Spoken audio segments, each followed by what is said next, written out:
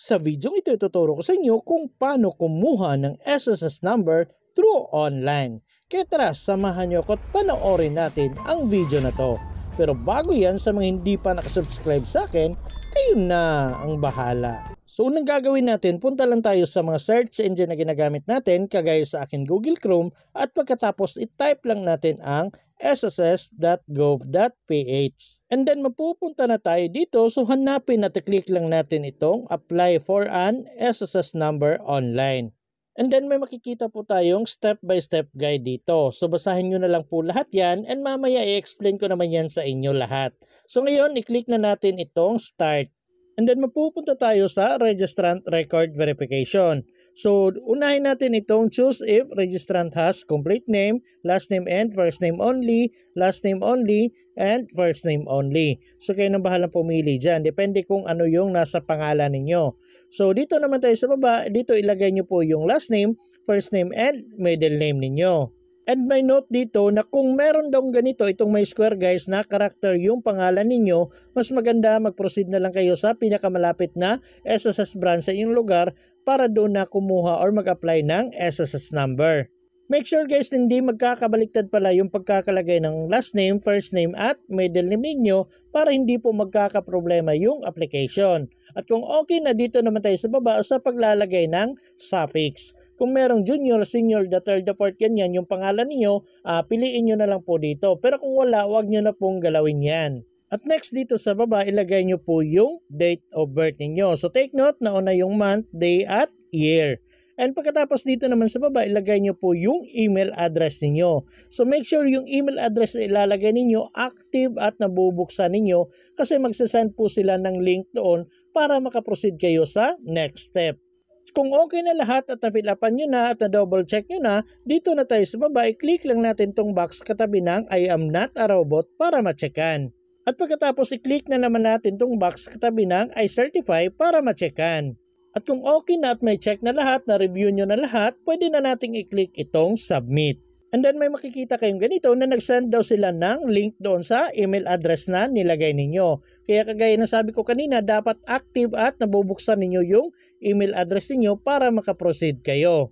So balikan nito po yung email na na-receive ko and nandito yung link para makaproceed tayo. So dapat daw within 5 calendar days na click na natin itong link kasi kung hindi, mag-expire po ito at babalik kayo sa pag-a-apply ulit ng SSS number. So para makaproceed tayo, i-click na natin itong link na ito. And then mapupunta na tayo dito sa pag-fill up ng basic information. So nandito na yung name of registrant at date of birth kasi naka-fill up na tayo. So ang kailangan yung fill upan is yung sex, tapos dito sa baba yung mother's maiden name. So dito kayo nang bahalang pumili kung ano yung nasa pangalan ng mama ninyo, kung complete name ba or last name and first name only, last name only or first name only. At dito sa baba ilagay nyo po yung mother's maiden name ninyo. So dito last name, first name at middle name. So take note po, mother's maiden name. So pangalan ng mama ninyo nung dalaga pa. So ilagay nyo na lang po dyan. Make sure po hindi magkakabaliktad yung pagkakalagay at pangalan ng mama ninyo nung dalaga pa yung ilalagay ninyo. Tapos kung may suffix siya, ilagay nyo na lang po dito. At dito sa baba, kung meron kayong TIN number, pwede nyo ilagay dito. Pero kung wala kayong TIN number, okay lang na hindi lagyan yan. At pagkatapos dito naman tayo sa baba, ilagay nyo po yung mobile number ninyo dito sa contact information. Then yung email address, automatic na pong malalagay yan dyan kasi naka-fill up na tayo kanina. Tapos dito sa baba, kailangan ninyo mag-fill up ng home address. So dito kailangan yung unahin sa pagpili ang Metro Manila or province kung saan kayong area. Tapos select kayo ng province name, tapos dito select kayo ng city and municipality, tapos yung barangay. Tapos kung nakaselect na kayo, automatic nang makikita yung postal code dito. At dito sa baba, maraming nagtatanong kung kailangan bang fill upan lahat ang nandito. Kagaya ng building name, house number, street, and subdivision. So kung ano lang yung meron sa address niyo guys, kung walang street, walang subdivision, huwag nyo na pong fill upan. Kung ano lang ang meron sa address niyo, yun lang po yung ilalagay ninyo dito. At kung okay na, dito naman tayo sa baba sa pagpili ng purpose of registration. So kayo nang bahalang pumili kung ano yung purpose ng pagkuha ninyo ng SSS number, kung for employment ba, self-employed, OFW, non-working spouse, claimant, survivor pensioner, or guardian. So kagaya ng kinunan ko ng SSS number for employment yung purpose niya, kaya ito yung pinili natin. At pagkatapos dito na tayo sa baba, i-click muna natin itong save. Kasi kung nakasave siya, if ever nawala yung internet or na-close niyo yung ginagawa ninyo, pwede nyo pang balikan yung nakasave. And then may makikita tayong ganito, i-click lang natin ang OK. At pagkatapos i-click na natin itong next. And then mapupunta na tayo dito sa pag-fill up ng social status. Kung nakikita ninyo, meron ng nakalagay dito na name of applicant, date of birth, kasarian, at ang kailangan nyo na lang fill upan ay ang marital status. So dito kayo nang bahalang pumili kung single ba, married, widowed, ganyan, kayo nang bahalang pumili. Tapos dito sa nationality, Filipino, kung kayo ay Filipino, pero pag hindi, piliin nyo na lang po kung ano yung nationality ninyo. At pagkatapos dito sa religion, i-click lang natin yan, kayo nang bahalang pumili kung ano yung religion ninyo, Buddhist, Christian, Muslim, or other. At kung other yung pinili niyo, ilagay nyo kung ano yung religion ninyo dito sa other religion. At kung okay na, dito naman tayo sa baba sa pag-fill up ng place of birth. So kayo na bahala pumili kung saan country kayo pinanganak, saang province, nasa Metro Manila ba or sa province. Tapos kayo na bahala pumili dito ng city and municipality. At kung okay na, pwede na nating i-click itong save. At pagkatapos may makikita tayong ganito, i-click lang natin ang OK. And then, dito na tayo, i-click na natin ang next. And then, mapupunta na tayo dito sa pag-fill up ng beneficiaries. So, una ay ang father's name. So, dito muna tayo. Kailangan nyo pumili dito kung ano ang meron sa pangalan ng papa ninyo, kung complete name ba, last name and first name only, or single name only. Pagkatapos kung okay na nakapili na kayo dyan, dito naman tayo sa baba, ilagay lang natin yung last name, first name at middle name ng papa ninyo. So make sure hindi po magkakabaliktad yung pagkakalagay. At kung okay na, kung meron siyang junior, senior, the third, the fourth, ganyan, ilagay nyo po dito sa suffix. At yung mother's maiden name naman ay automatic nang makikita nyo dito kasi naka-fill up na tayo kanina.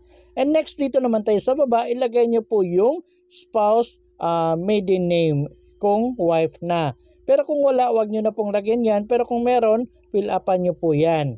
At kung may suffix, ilagay nyo dito. Tapos dito sa gilid, ilagay nyo po yung date of birth. At pagkatapos dito naman, kung may anak kayo, pwede nyo pong ilagay dito yung last name, first name at middle name. Tapos yung date of birth. Tapos kung marami kayong anak, pwede nyo i-click itong add row. Hanggang sa ma-fill upan or malagay nyo lahat ng mga anak ninyo. Tapos kung meron kayong other beneficiary than parents, spouse, and children, pwede nyo pong ilagay dito sa baba. At kung marami, i-click nyo na lang ulit itong add row. Pero kung wala pa kayong asawa at mga anak at wala kayong other beneficiaries, huwag nyo na pong fill upan yan. So dito na tayo, i-click na natin itong save. At pagkatapos i-click natin itong OK. Then, i-click na natin ulit itong next. And then mapupunta na tayo dito sa paglalagay ng preferred user ID. So sa mga nagtatanong kung ano to, ito po yung gagamitin ninyo once mag-login kayo sa inyong SSS online account. So dapat tandaan nyo ang preferred user ID na ilalagay ninyo. So dapat 8 to 20 characters yung ilalagay ninyo dito. At kung okay na, dito naman tayo sa baba sa personal record. So dito kailangan nyo ilagay yung height ninyo na naka-centimeter at yung weight ninyo na naka-kilogram.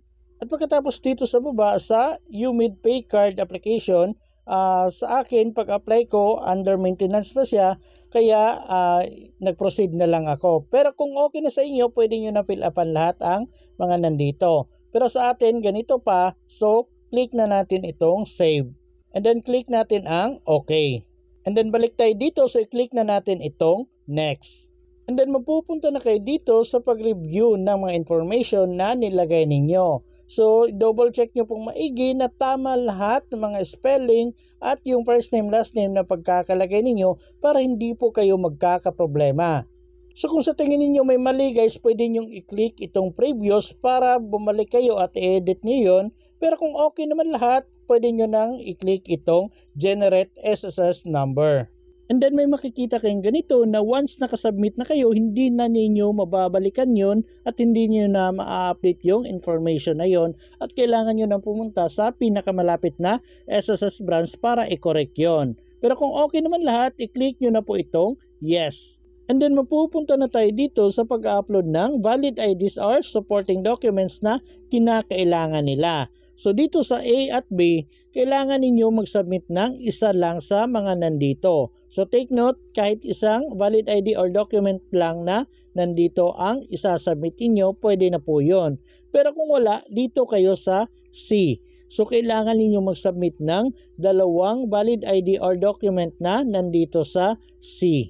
Pero kung meron o wala pa kayong valid IDs and documents, pwede kayong mag-proceed dito guys. Pero take note, kung nag-proceed kayo nang hindi kayo nag-submit ng valid IDs and documents, magiging temporary po yung SSS number ninyo. Pero huwag mag-alala kasi kung temporary yan, hindi po yan mako-close kasi forever na po yung SSS number natin. So kung may time kayo, pwede nyo pong ipa-permanent yan. Magpasa lang kayo ng valid ID and documents na kinakailangan nila para maging permanent yung SSS number ninyo. At kung temporary pa yung SSS number ninyo, pwede na po ninyong hulugan yan or hulugan ng company ninyo. Pero yun nga lang, pagdating ng panahon kung gusto ninyong kumuha ng mga benefits or gusto niyo mag-loan kay SSS, kailangan nyo talagang pumunta sa pinakamalapit na SSS branch para mag-submit ng mga documents para maging permanent yung account ninyo. So take note guys, pwede kayong mag-submit dito or next time na lang. So sa akin, yung kinunan ko ng SSS number, next time na lang daw siya magsasubmit. Kaya nag-proceed na ako dito, kinlik ko na lang itong submit. And then may nakita akong ganito na gusto ko ba daw mag-proceed without submitting any documentary requirements. So wala pa talagang requirements yung client ko kaya click ko na ang proceed. And then may makikita tayong ganito na 100% complete. So 100% complete na yung application natin. And then dito sa pinakababa may makikita tayong transaction number at yung SSS number natin. So ito na po yung SSS number natin guys. So dito meron tayong makikitang print to download personal record, print to download transaction number slip, print to download SSS number slip. So pwede nyo pong i-click yan at ganito po yung makikita ninyo.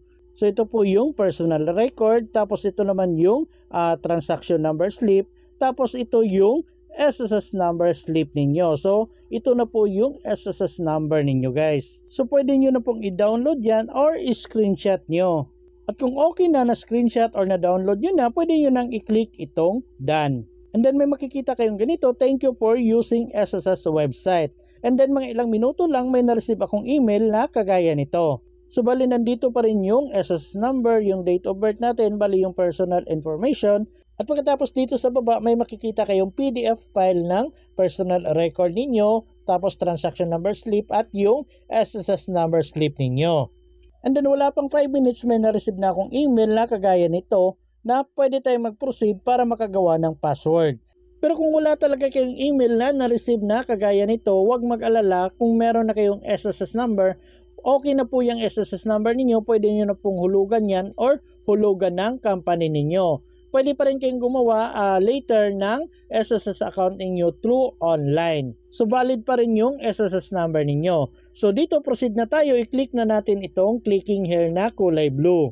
At pagkatapos dito ilagay nyo po yung last 6 digit ng inyong SSS number. So kung ano po yung SSS number ninyo, ilagay nyo po yung last 6 digit dito. At kung okay na at nalagay nyo na, i-click nyo na po itong proceed. At pagkatapos kailangan ninyong maglagay ng password at confirm password. So ito po yung gagamitin ninyo once mag-login na kayo sa inyong SSS online account. So tandaan nyo po yung preferred user ID na ginawa ninyo at yung password na gagawin ninyo dito. So make sure po magkatugma yung password at confirm password na ilalagay ninyo. Dapat may maliit at malaking letra, dapat may number at dapat merong special character kahit isa lang. So sa mga nagtatanong kung ano yung mga special characters, ito po. So dapat meron kayo kahit isa sa mga nandito. At kung okay na at nalagay nyo na at tama naman lahat, i-click nyo na po itong set password. And then may makikita kayong ganito na congratulations, complete na daw yung registration ninyo. So click na natin itong back to login. So dito i-click na natin itong create a my.sss account or login. And then i-click lang natin itong login. And then mapupunta na tayo dito sa paglalagay ng user ID at password. So kung ano yung preferred user ID na nilagay ninyo, ilagay nyo po dito at yung password na ginawa ninyo, ilagay nyo dito. Pagkatapos kung okay na, i-click nyo na po itong sign in. So ganun lang kadali kumuha or mag-apply ng SSS number through online. At pwede nyo na pong gamitin yan, pwede nyo hulugan or hulugan ng company ninyo.